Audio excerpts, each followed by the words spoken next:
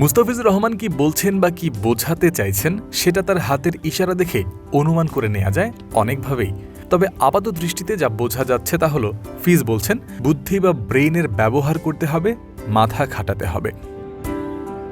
পাকিস্তানের তরুণ এক ক্রিকেটার যার জার্সির পেছনে লেখা ডিফারেন্সিয়েটার, যার অর্থ পার্থক্য তৈরি করে, যে মুস্তাফিজকে সে সামনে পেয়ে তার থেকে টিপস নেয়ার লোভ সামলাতে পারেননি নিশ্চয়ই। বর্তমান সময়ের অন্যতম সেরা পেসার, পরিচিতি যার কাটার মাস্টার, বাংলাদেশের এই বিশ্ব তারকার কাছে গিয়ে হয়তো খুঁজতে চেয়েছেন নিজেকে উন্নতির পথ, হয়তো চেয়েছেন টিপস। তাতেই মুস্তাফিজ বলেছেন লাগবে মস্তিষ্কের ব্যবহার। 5+ স্টার রেটিং প্রাপ্ত দেশের সর্বোচ্চ বিদ্যুৎ সাশ্রয়ী ওয়ালটন এসি। স্মার্ট কমফোর্ট এখন নেক্সট লেভেলে। লাহোর কালান্দার্সে মুস্তাফিজের সময়টা কাটছে এভাবেই। রাত পোহালেই পিএসএল এর উদ্বোধনী ম্যাচে মাঠে নামবেন মুস্তাফিজ, পারভেজ ইমন, শাহিন আফ্রিদিরা। দিনটা ২৬ মার্চ, বাংলাদেশের স্বাধীনতা দিবসও সেদিন। তার আগের দিন অনুশীলনের নির্ভার এই টাইগার পেসার প্রথম ভাগটা কাটিয়েছেন ফুটবল দিয়ে গা গরমের অনুশীলনে।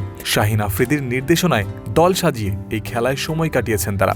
তারপরে মনোযোগী হয়েছেন স্ট্রেচিংয়ে।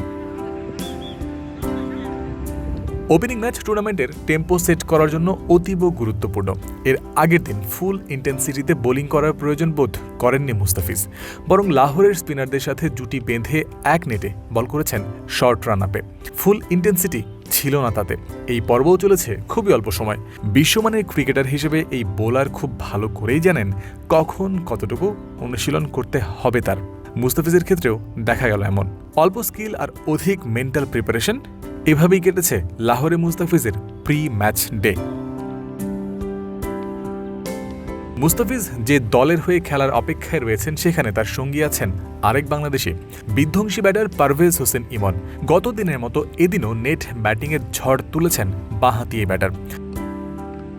কাভারের ওপর দিয়ে তার এমন lofted shot, left handers elegance না বলে উপায় আছে।